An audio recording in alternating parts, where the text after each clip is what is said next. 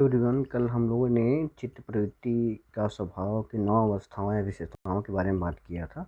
जिसमें आपने देखा था थॉमस चेज और हर्बर्ट ब्रीज ने 1960 में दिया था क्रियाकलाप, नियमितता या सांकेतिक क्रिया, अनुकूलन, प्रबलता, मनोदशा, ध्यान संबंधी योग्यता, ध्यान अवधि, संवेदनशीलता। आज हम लोग बात करेंगे सेल्फ अवेयरनेस या स्व जागरूकता के लिए। स्व जागरूकता का अर्थ है बालक द्वारा अपने समाज के बारे में निश्चित छवि का निर्माण करना है कि वह घर, परिवार, समाज के प्रति, व्यक्तियों की वो परंपराओं के प्रति कैसा धारणा बनाता है।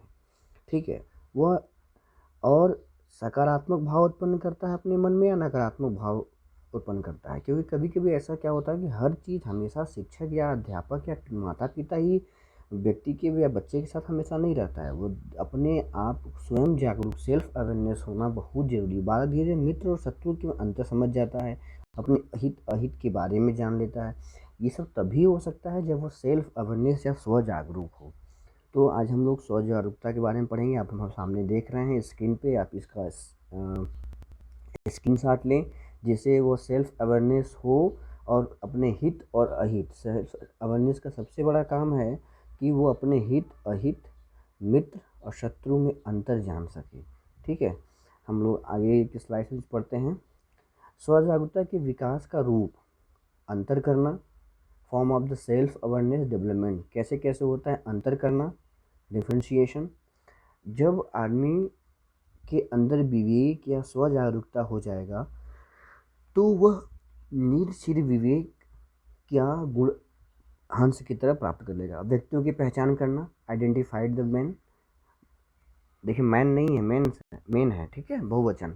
तो व्यक्तियों की पहचान करने में भी क्या चाहिए, स्व जागरूकता चाहिए। गणना संबंधी संप्रत्यय, कैलकुलेशन रिलेटेड कंसेप्ट या कंसेप्ट ऑफ कैलकुलेशन रिलेटेड।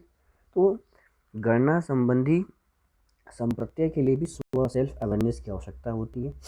फिर स्वयं से संबंधी संप्रत्यय, सेल्फ रिलेटेड कंसेप्ट। कभी कभी व्यक्ति के अंदर जब स्व जागरूकता हो जाती है या जागरूकता का विकास हो जाता है तो वह अपने बारे में, अपने स्वयं के बारे में क्या करना है, क्या नहीं करना है, भविष्य में क्या करना है, इसके बारे में भी वह कंसेप्ट क्लियर करना शुरू कर देता है।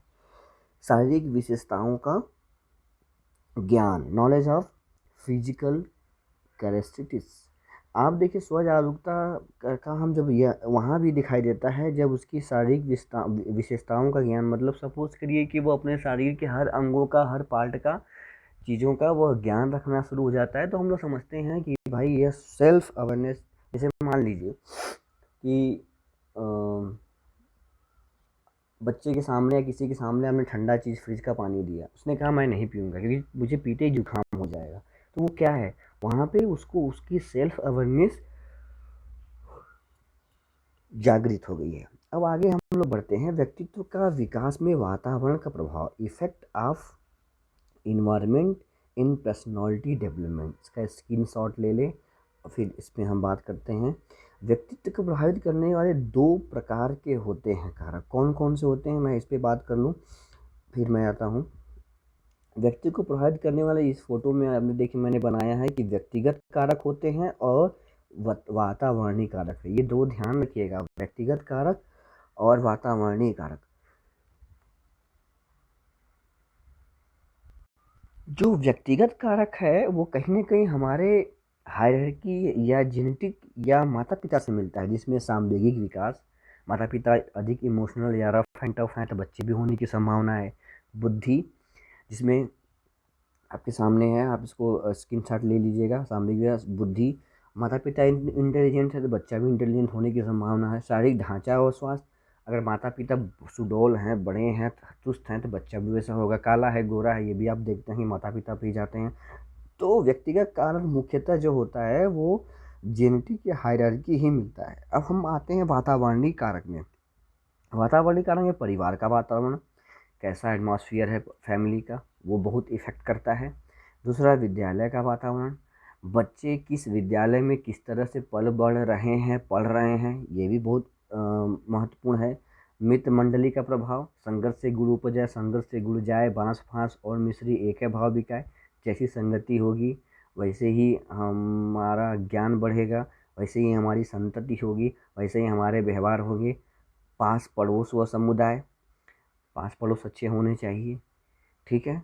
जिस समुदाय में रहता है, मान लीजिए वो, सपोज करिए कि वो स्लम एरिया में रहता है, तो उसके हाव भाव या ऐसे क्या होंगे ना, स्लम एरिया जैसे ही होंगे, ठीक है। धार्मिक संस्थाएं वो क्लब जिस धार्मिक संस्था से जुड़ा हुआ है या जो धर्म उसके घर में अपनाया जाता है, वह भी ध्यान रखने योग्य है, क्योंकि वो उसी तरह की मानसिकता होगी।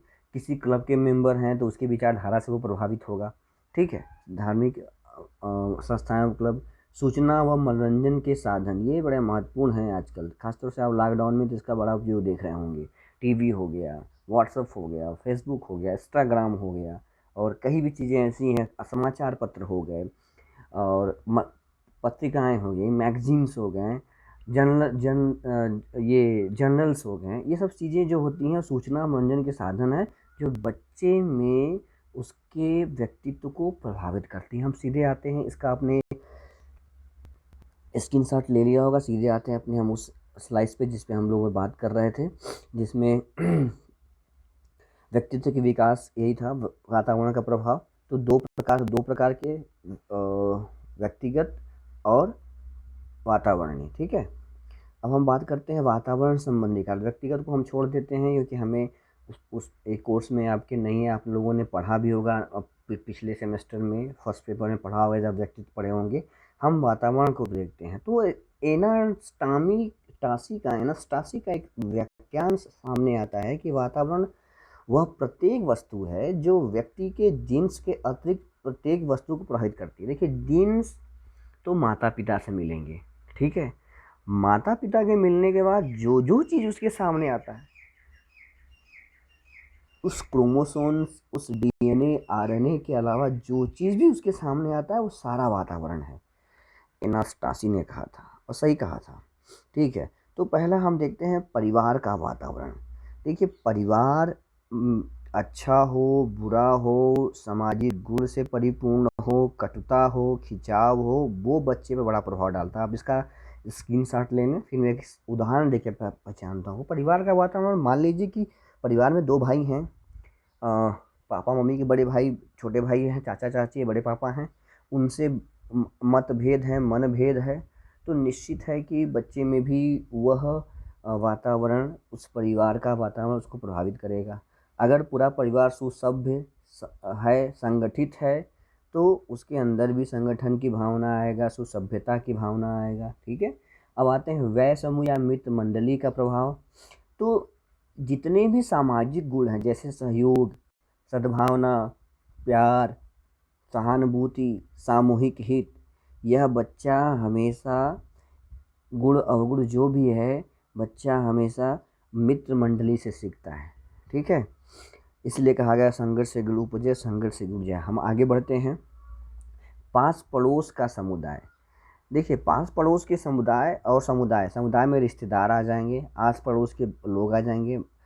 एक चीज़ में बताएं, भाषा का जो विकास होता है, जितना जल्दी पड़ोस के बच्चों से या पड़ोस के लोगों से सीख के बच्चा करता है, उतना जल्दी घर में नहीं सीखता है। आपको एक चीज़ मैं बताऊँ, बच्चा जो खेलने जाता है तो मैक्सिमम बुरी चीज़ें, जैसे अर्थात जैसे अब्यूजिंग, गाली वगैरह सीख के आता है। तो वो सबसे ज़्यादा अगर भाषा का विकास होता है तो आप पड़ोस से ही होता है। जैसे एटमॉस्फेयर होगा वैसे ही होगा। मान लीजिए सपोज करिए हम इंडियंस हैं, अमेरिका में जाके बस गए, तो भाषा बच्चा तो हम तो हो सकता है घर में हम हिंदी में बात करें तो हिंदी सीख लेगा, लेकिन बाहर क्या है, अंग्रेजियत है, इंग्लिश भाषा का बोलबाला है, अंग्रेजी में बोलने चालने की भाषा है, तो बच्चा वो ऑटोमेटिकली सीख जाएगा वो। तो क्या होता है, पास पड़ोस और समुदाय। धार्मिक संस्थाएं और क्लब, बालक अपने परिवार की संस्कृति विकास को प्राप्त करता है। जब संस्कृति और की विरासत को प्राप्त करेगा तो संस्कृति में धर्म भी आ जाएगा, और अगर हम जिसकी पूजा करते हैं या जिस मत के हैं, बच्चे में भी उसी में मत और वही संस्कृति आ जाएगी। तो कोई अनुष्ठान है तो बालक उसमें लगन। देखिए, जब कोई, जैसे सब एक उदाहरण बताता हूँ, जब कोई पूजा होता है या फिर सत्यनारायण की कथा होता है, हम लोग जब सत्यनारायण की जय बोलना होता है तो बच्चे जितने ज़ोर से बोलते हैं वो छोटे नहीं बोलते, कि वो तनो मन से उसमें लग जाते हैं, ठीक है। सूचना मनोरंजन साधन, तो ये सूचना और मनोरंजन के साधन ऐसे हैं जिस पे हमें बालक के ऊपर ध्यान देना होगा, चाहे वो शिक्षक हो, माता-पिता हो, या ध्यान देना होगा कि बच्चा कोई गलत सूचना तो नहीं अर्जित कर रहा है, मनोरंजन के कई गलत साधन तो नहीं उपयोग कर रहा है। इस पे अवेयरनेस होने की आवश्यकता है। तो आज इतने ही, बाकी व्यक्ति के 5 बड़े गुण कल अगले वीडियो में होगा।